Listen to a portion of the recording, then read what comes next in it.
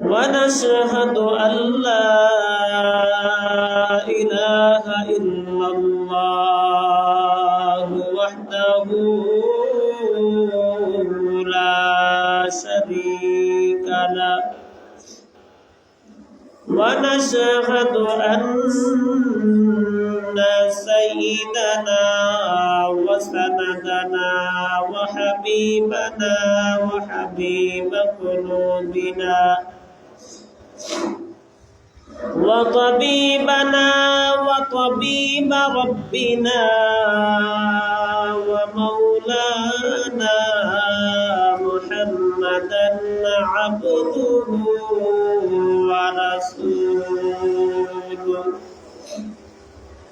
الذي أرسل إلى الناس كافة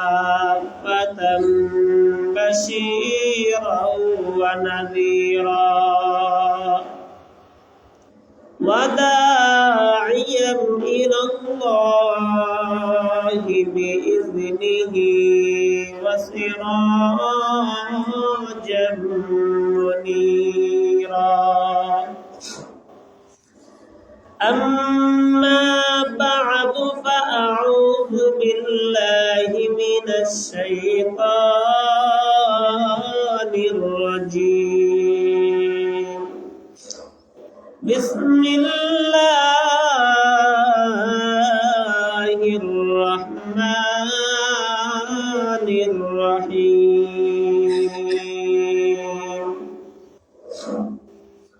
ألا إن أولياء الله لا خوف عليهم ولا هم يحزنون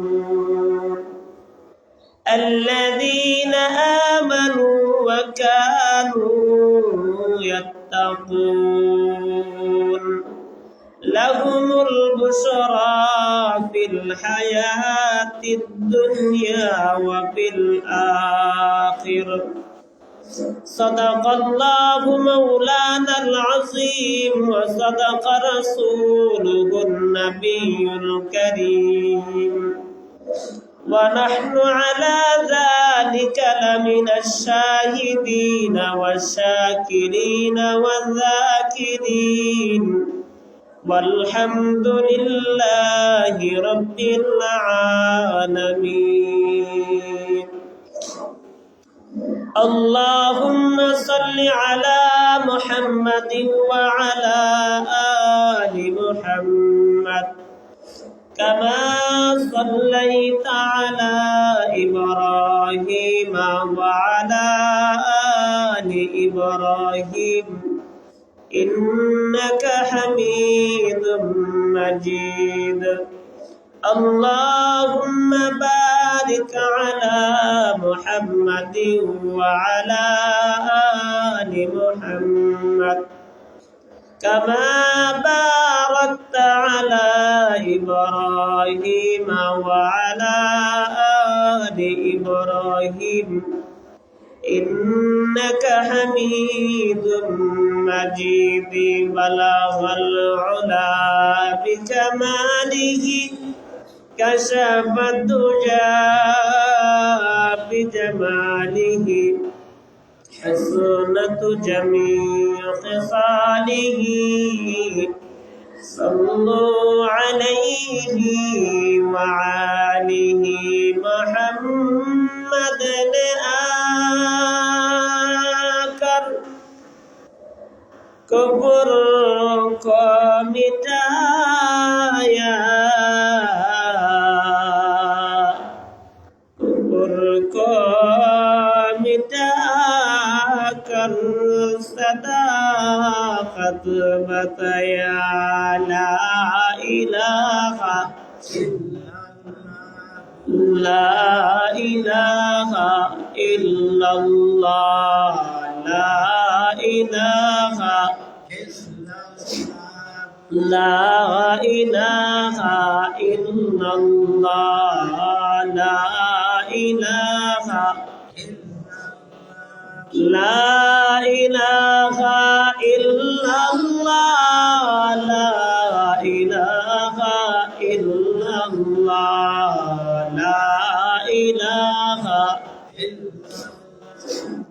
لا إله إلا الله لا إله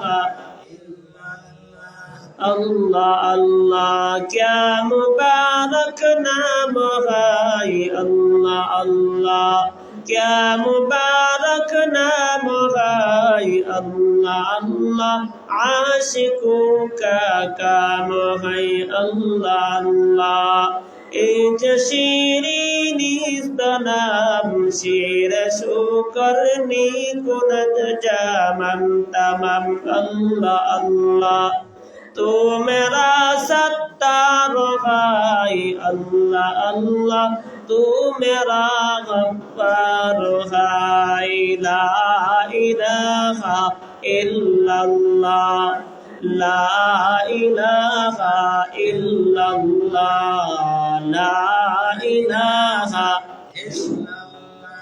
ला इलाहा इल्लल्लाह मुहम्मदुर रसूलुल्लाह सल्लल्लाहु अलैहि वसल्लम।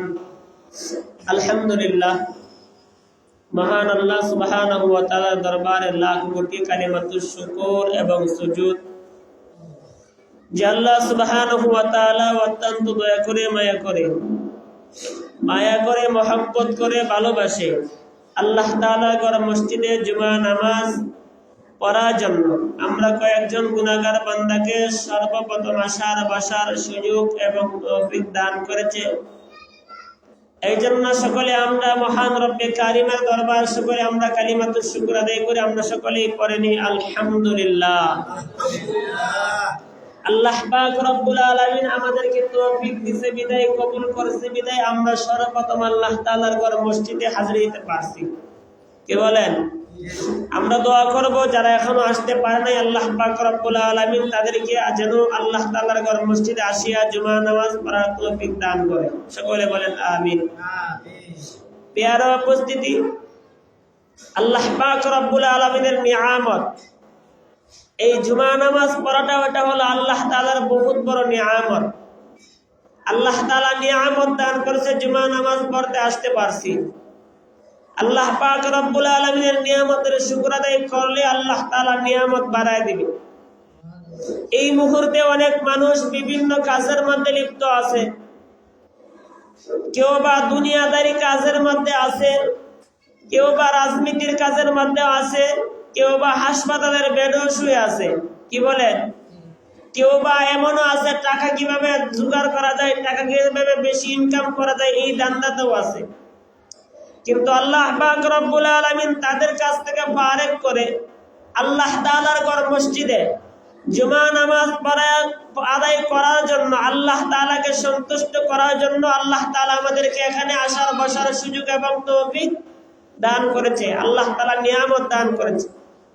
এই জন্য নিয়ামত পাইয়া যদি কোনো আল্লাহর বান্দা আল্লাহ তাআলার নিয়ামতের শুকর আদায় করে আল্লাহ পাক রব্বুল আলামিন তার নিয়ামত বাড়ায় দেয়।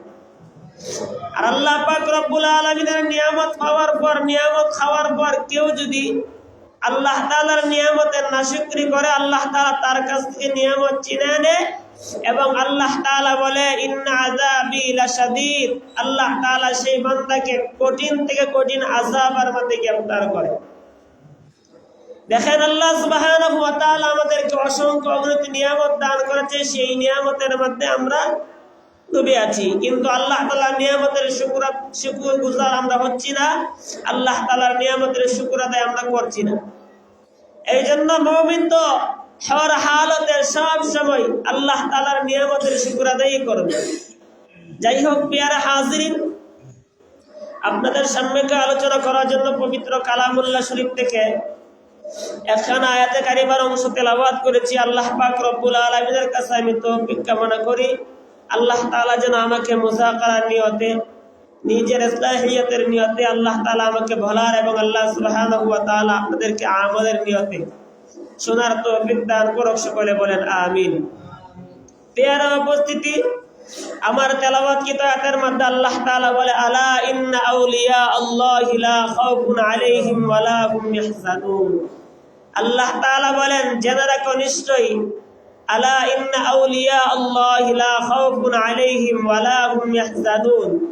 তাদের কোনো ভয় নাই, তাদের কোনো পেরেশানি নাই, তাদের কোনো টেনশন নাই। তারা কারা? আলা ইন্না আউলিয়া, যারা আল্লাহর ওলি, যারা আল্লাহর ওলি।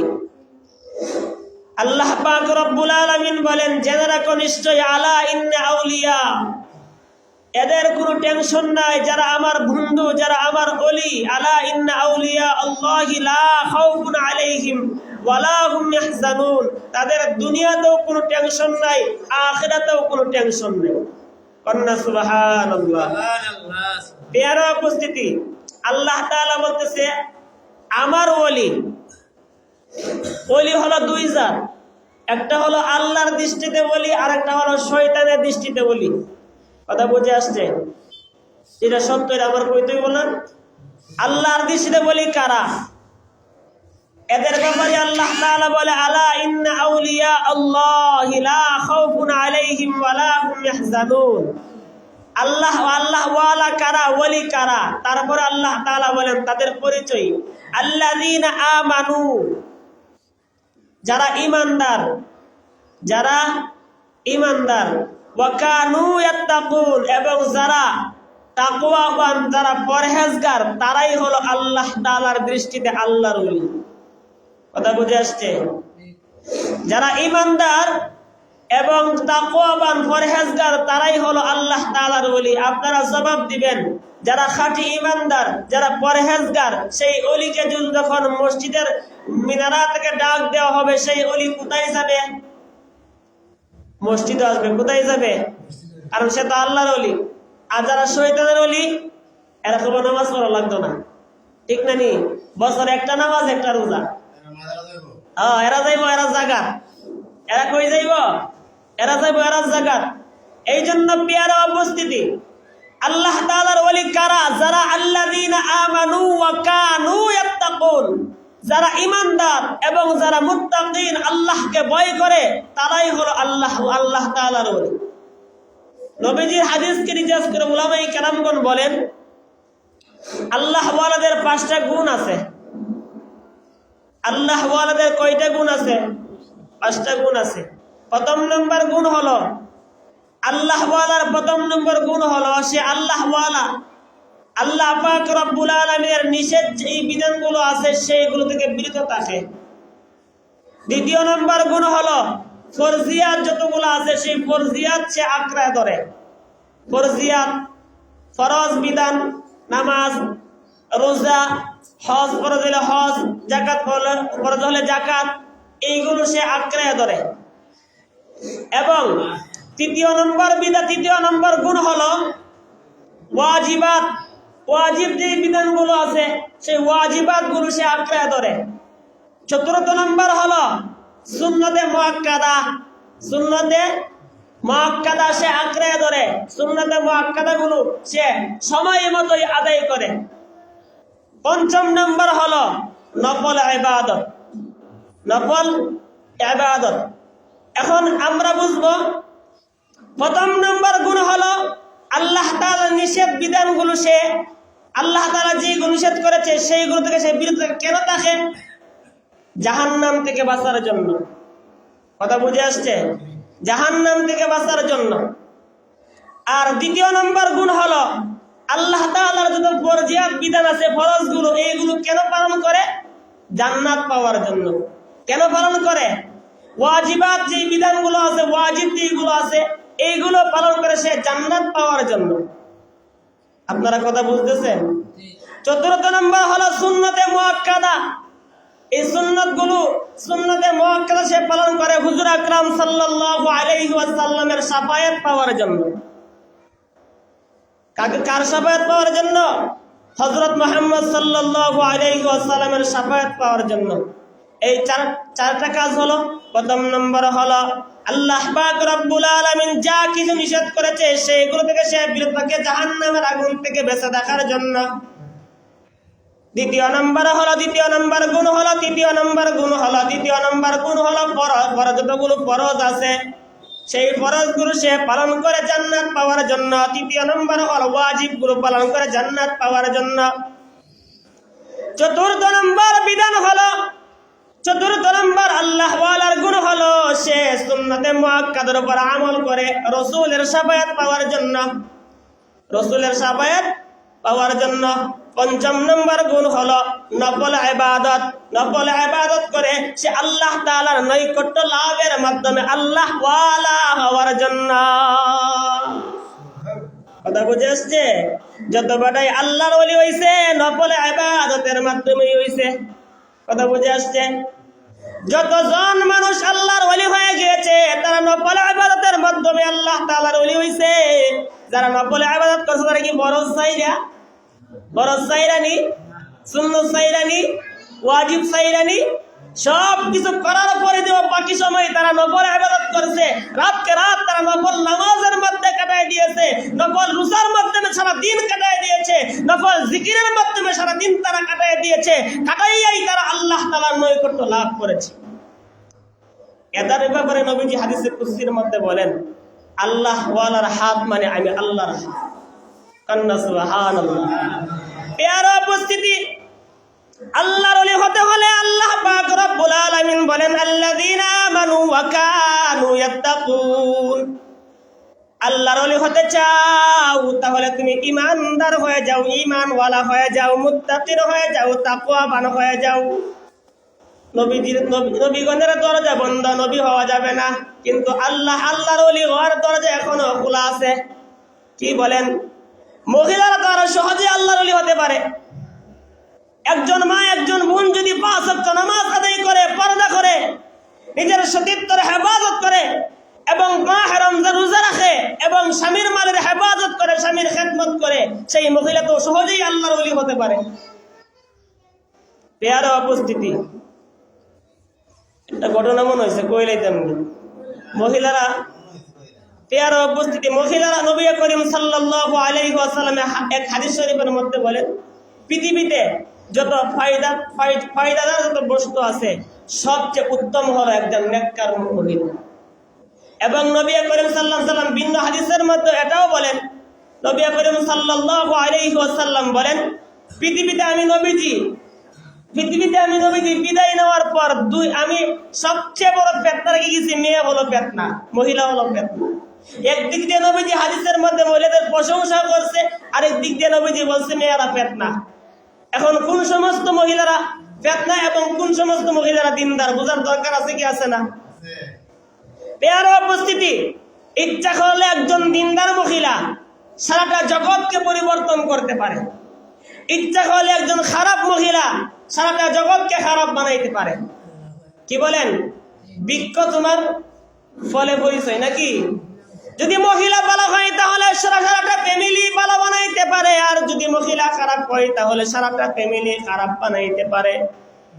একজন স্বামীকে একজন স্ত্রী ভালো বানাইতে পারে, একজন স্বামীকে একজন স্ত্রী মন্দ বানাইতে পারে। এই জন্য এলাকার মহিলা যদি আমার মাইকের আওয়াজ শুনেন, আপনারা কান পেতে শুনে রাখবেন, আপনারা ওখান থেকে শিক্ষা নেবেন, সবক গ্রহণ করবেন। নিজের মেয়েটাকে আদর্শবান বানাবেন, নিজের মেয়েটাকে দিনদার বানাবেন, পরহেজগার বানাবেন। পরহেজগারী মহিলা আপনার মেয়েটাকে আপনি বানাবেন, দুনিয়াতেও শান্তি পাইবেন, আখিরাতেও আপনি শান্তি পাইবেন।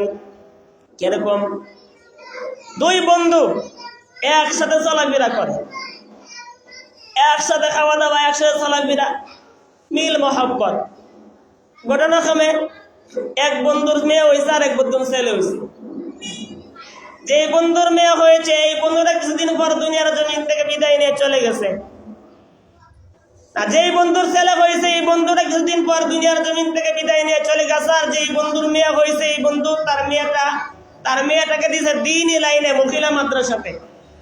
আর যেহেতু তার বন্ধু নাই, তার বন্ধুর ছেলেকে তার বন্ধুর স্ত্রী দিছে কলেজের মাধ্যমে, স্কুলের মাধ্যমে। কথা বুঝতেছেন না আপনারা? এক পর্যায়ে যখন তার মেয়েটা আলেমা হয়ে গেল, আরেক দিক দিয়ে বন্ধুর বউ তো তার ছেলেকে কলেজের মাধ্যমে, স্কুলের মাধ্যমে, তার ছেলে কলেজ আপনার বইরা বড় রকমের একটা ইঞ্জিনিয়ারিং চাকরি পাইছে। যখন বয়স্ক হয়ে গেলে এখন তো বিবাহ শাদী করাইতেই। মার মনে মনে টেনশন, আমার স্বামী তো নাই, আমার একটা ছেলে, সেই ছেলে তো ইঞ্জিনিয়ার হয়েছে, সেই ছেলের যদি ভবিষ্যৎ জিন্দগি সুন্দর বানাইতে হয় তাহলে নেককার একটা পুত্রবধূ আমার ঘরের মধ্যে আনতেই। প্রত্যেক মা বাবাই যা আমার ছেলের বউজনে ভালো হয়, কি বলেন আপনারা? প্রত্যেক মা বাবাই চা আমার ছেলের বউ যদি ভালো হয় তাহলে আমি সেই ভালো পুতের বউর হাতে কিছু ভালো ভাত খাইতে পারবো। প্রত্যেক মা বাবার একটা আশা থাকে। পেয়ার উপস্থিতি, যখন ছেলেটার বিবাহের বয়স হয়ে গেল, বিভিন্ন জায়গার মধ্যে বিবাহের জন্য পাত্রী দেখা হচ্ছে, ছেলেটার পছন্দ হইতেছে না, ছেলেটার পছন্দ হইতেছে না। হঠাৎ করে একদিন ছেলেটা তার মাকে লক্ষ্য করে বলে, তুমি তো বিভিন্ন জায়গার মধ্যে পাত্রী খুঁজতেছো, আমার বাবার বন্ধু যে ছিল সেই বাবার বন্ধুর একটা মেয়ে আছে, বহুত বড় দিনদার মহিলা, মাদ্রাসাতে পড়ালেখা করেছে, সেই মেয়েটার ব্যাপারে প্রস্তাব দিয়ে দেখো। সুবহানাল্লাহ। ইঞ্জিনিয়ার আর এই ব্যক্তি হলো যেই মহিলার কথা বলেছে, সেই মেয়ের বাবা হলো দিনের না দিন খা গরিব। পেয়ার উপস্থিতি, ইঞ্জিনিয়ারকে যদি অন্য জায়গার মধ্যে বিবাহ করায় তাহলে যৌতুক চাইব কি চাইতো না? চাইব কেন? ইঞ্জিনিয়ার একটা গরম আছে নানি, ইঞ্জিনিয়ার একটা গরম আছে। আর এই ব্যক্তি হলো গরিব মানুষ, মেয়েটার বাবা হলো গরিব। এখন এলাকাবাসী মিল্লা করে, কেমন তুমি তো ইঞ্জিনিয়ার, তোমার অন্য জায়গার মধ্যে বিয়া করাইলে তোমার মোটর সাইকেল দিব, প্রাইভেট কার দিব, ফ্রিজ দিব, অনেক কিছু দিব, এবার তো গরিব, এবার তোমার কি দিব?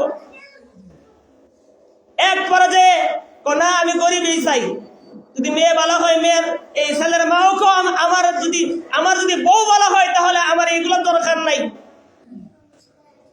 ছেলের সাথে কিছু সামসেমিয়ামসা আছে না নি, সঙ্গী গুণে লোহা জলে বসে আছে না কিছু। এটা কয় বেড়া, এই তো গরিব ভাই বিয়া করে, আমরা সবাই দামি দামি বড় বড় বাড়ির বিবাহ করছি, আর তুমি এত গরিব ফ্যামিলি যাই থাকে না। এই জন্য আপনার ছেলের সঙ্গীটাকে আপনার ভালো সঙ্গী বানান, তাহলে আপনার ঘরের মধ্যে ভালো কিছু ঢুকবো। আপনার ছেলে বাইরে যায়, আপনার ছেলে অন্য কান করা নিবে না। পেয়ার উপস্থিতি, এক পর্যায়ে ছেলের মা মেয়ের বাবার কাছে প্রস্তাব দিল, বন্ধু, আপনারা দুই বন্ধু একসাথে চলাফেরা করতেন, কিন্তু আপনার সেই বন্ধু মারা গেছে, এখন তো আমি আছি। আপনারা তো আলহামদুলিল্লাহ মেয়ে আছে, মহিলা মাদ্রাসাতে পড়াইছেন, আলেমা বানাইছেন, আমার ছেলে তো আমি ইঞ্জিনিয়ার বানাইছি। এখন আমার সেই ছেলের জন্য আপনার মেয়েটা আমি চাইতেছি। মেয়ের বাবা বলে, এটা কোনো কেমনে সম্ভব? আমার মেয়ে পড়ছে দিনই লাইনে, আর আপনার ছেলে পড়ছে দুনিয়ার লাইনে। দিনই লাইন আর দুনিয়ার লাইন কুহু মিলবনি, কুহু মিলে না। আপনার মেয়েটা আপনার ছেলেটা পড়ছে আপনার ইঞ্জিনিয়ার লাইনে, আপনার ছেলেটা দাঁড়াইয়া প্রস্তাব করে, আর আমার মেয়েটা পড়ছে দিনই লাইনে, আলেমা বানাইছে, এটা সম্ভব না। এক পর্যায়ে গ্রামবাসী মিল্লা মেয়ের বাবারে বুঝাইল, তোমার এই মেয়েটার দ্বারাতে যদি একজন ছেলে দিনদার হয়, এই সব কিন্তু তোমার মেয়েও পাইব, তুমিও পাইব, দিয়া দাও। মেয়ের কাছে প্রস্তাব দেওয়া হলো। আর মেয়ে সবসময় দোয়া করে, আল্লাহ ধনী চাই না, গরিব চাই, আল্লাহ যেন আমার জীবন সঙ্গীরা যেন ভালো হয়, দিনদার হয়, আল্লাহ যেন আমি যে দিনের লেখাপড়া করেছি আমার স্বামী যেন আলেম হয়, দিনের যেন লেখাপড়া করে, এরকম যেন হয়। মেয়েটা আল্লাহ তাআলাকে সবসময় দোয়া করে। পেয়ার উপস্থিতি, মেয়েটাকে বোঝানো হলো, মা তোমার কারণে যদি একজন ছেলে দিনদার হয়ে যায়, তোমার কপালটা সার্থক হয়ে যাবে, তুমি দুনিয়াতেও সম্মান পাইবা, আখিরাতেও সম্মান পাইবা, মা তুমি রাজি হয়ে যাও। মেয়েটা মুরব্বীদের কথা, আব্বা আম্মার কথা, শাশুড়ির কথা, মেয়েটা রাজি হয়ে গেল, বিবাহ হয়ে গেল। বিবাহ হওয়ার পর তাদের সংসার চলতেছে। ইঞ্জিনিয়ার এত বড় একজন জালিম, 19-20 হইলে এই মেয়েটাকে অত্যাচার করতে শুরু করে। তরকারির মধ্যে লবণ কম হলে তরকারির পাতিলে একবারে মেয়ের মাথার মধ্যে ঢালে দেয়। আপনারা বলেন কি পরিমাণ কষ্ট মেয়েটাকে দেয়। যদি কোনো একটা সমস্যা হয় তাহলে মেয়েটাকে মারধর করে। আর মেয়েটা নামাজ পড়ে আল্লাহ তাআলার কাছে কাঁদে আর বলে, আল্লাহ তুমি আমার স্বামীকে নামাজি বানাও, আল্লাহ তুমি আমার স্বামীকে দিনদার বানাও। দিনদার মহিলা সব সময় স্বামীর জন্য দোয়া করে, যেমনি ভাবে মাতা পিতা সন্তানের জন্য দোয়া করলে আল্লাহ তাআলার কাছে কবুল হয়। দিনদার কোন মহিলা যদি তার স্বামীর জন্য দোয়া করে সেই দোয়া আল্লাহ তাআলার কাছে কবুল হয়। এবং দিনদার কোন স্বামী যদি তার স্ত্রীর জন্য দোয়া করে সেই দোয়াটা আল্লাহ তাআলার কাছে কবুল হয়। পেয়ারা উপস্থিতি, শিক্ষা নেবেন, সবক গ্রহণ করবেন, দিনদার মেয়ে আনবেন ঘরের ভিতর। এখন আপনার ঘরের মধ্যে যে মেয়েটা আছে সেই মেয়েটাকে আপনি দিনদার বানাইবেন। কিভাবে বানাইবেন? আল্লাহ ওয়ালাদের বয়ান শোনাবেন, ভালো কিছু শোনাবেন, ভালো কিছু শিক্ষা দিবেন। আপনার মেয়ের জন্য, আপনার স্ত্রীর জন্য আপনি দোয়া করবেন। আল্লাহ পাক রব্বুল আলামিন আপনার সেই স্ত্রীকে, আপনার সেই মেয়েকে দিনদার বানায়া দিবে।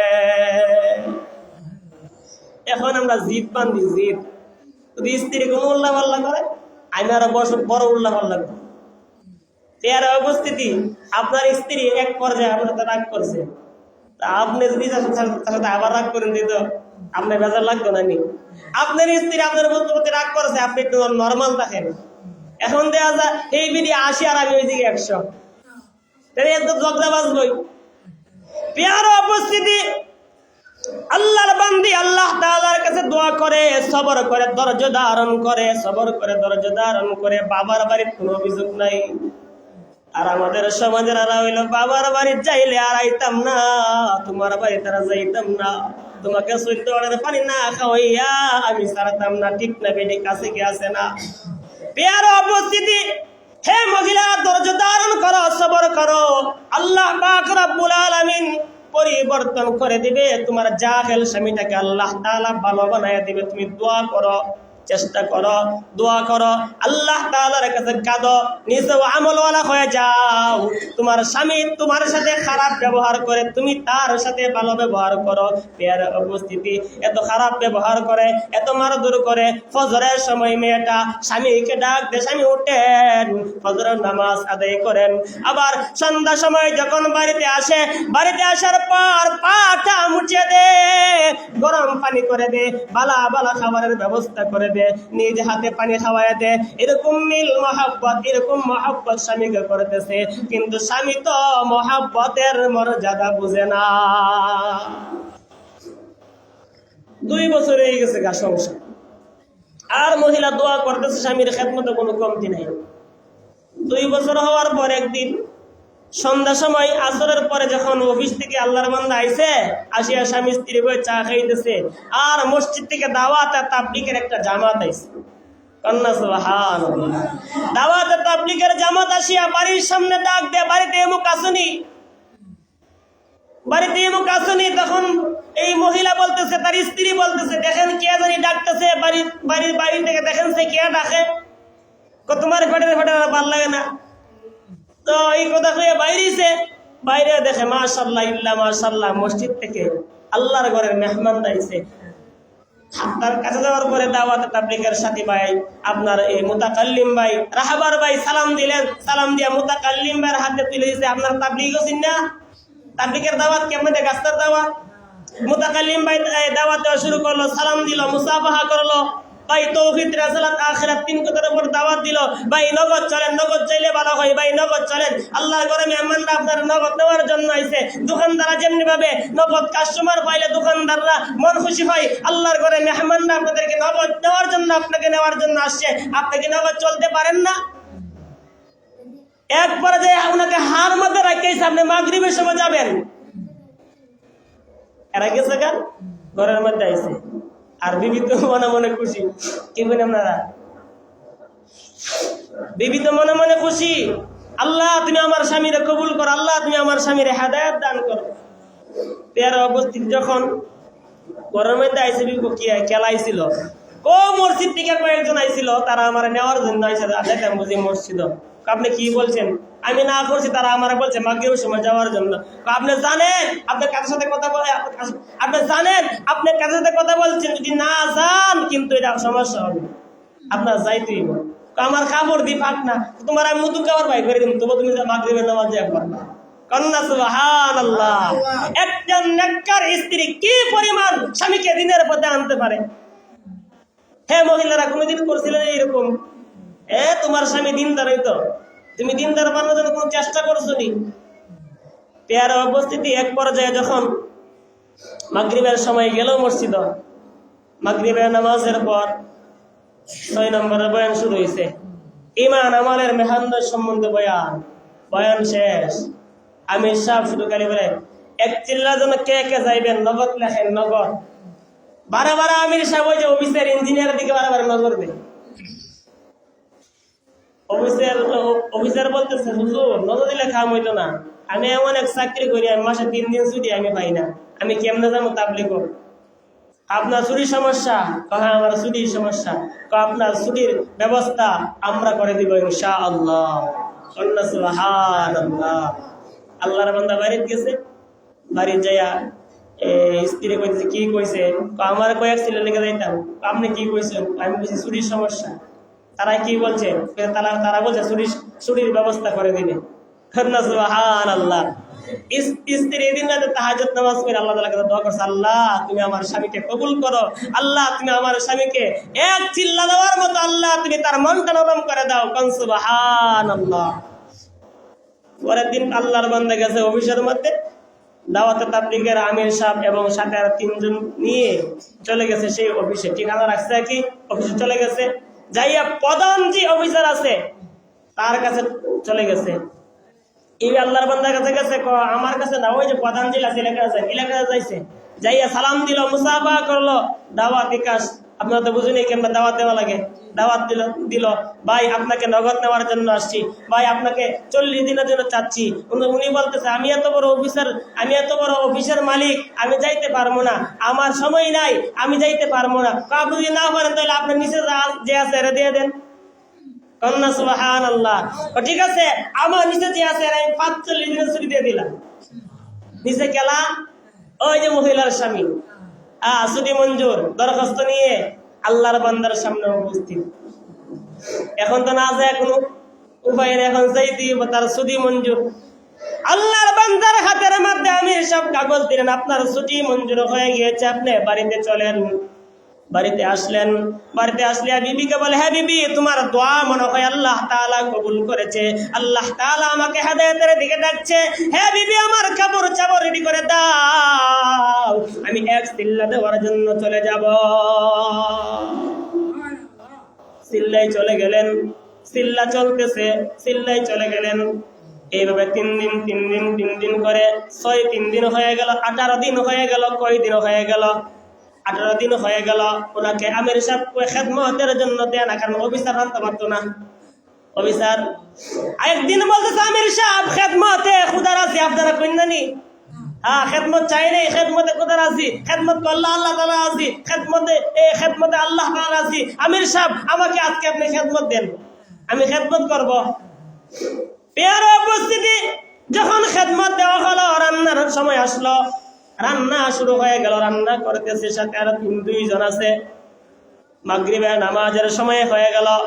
মাগরিবের নামাজের সময় হওয়ার পর সাথে যারা ছিল তারা ইচ্ছা মতো লবণ দিছে, তরকারি লবণ দিছে, মশলা দিছে, তারা লবণ মরিচ দিয়া সবকিছু দিয়া তারা চলে গেছে নামাজের মাধ্যমে।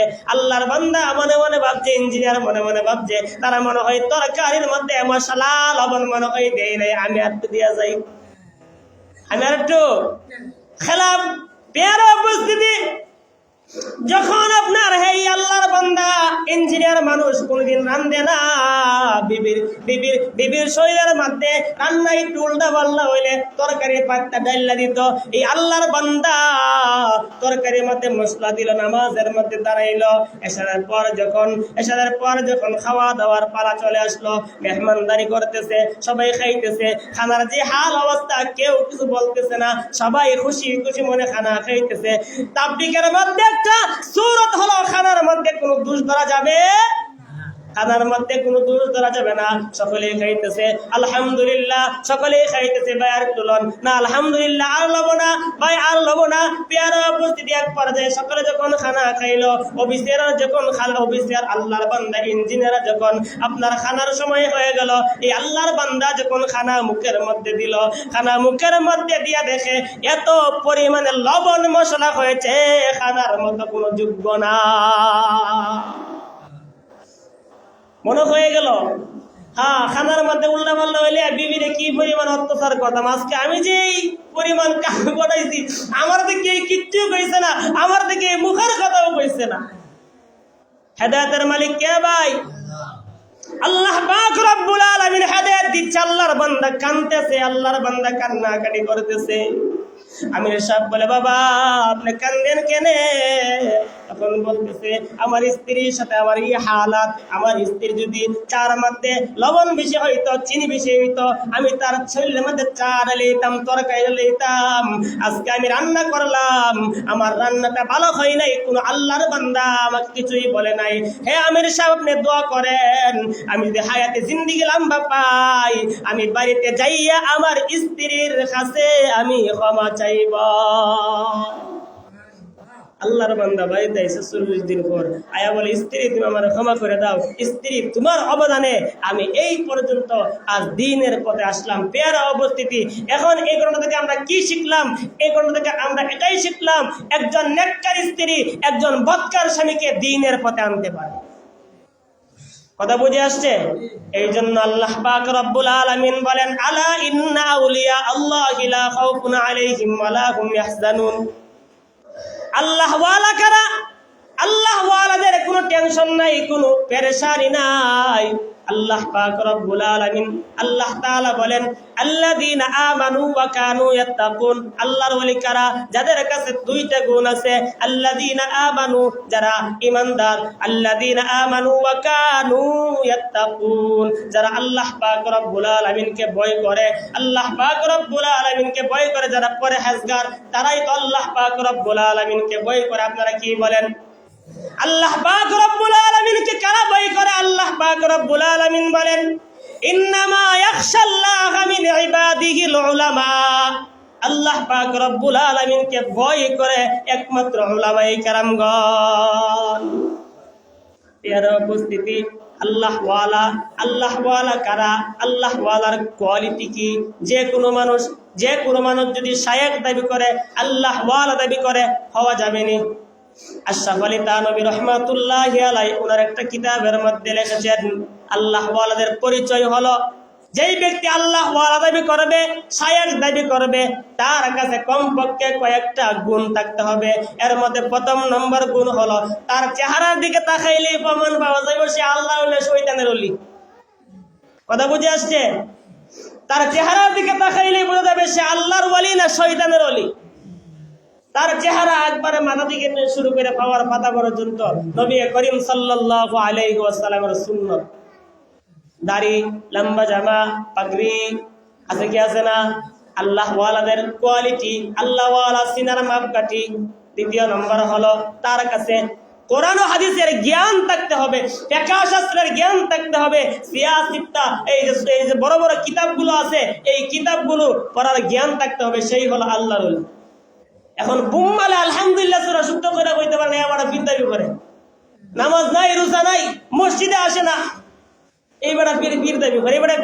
এবারে কি শয়তানওয়ালা না আল্লাহওয়ালা? শয়তানওয়ালা। এই সমস্ত বন্ধদের হাত থেকে আল্লাহ তাআলা আমাদেরকে দূরে থাকার তৌফিক দান করুক। সকলে বলেন আমিন।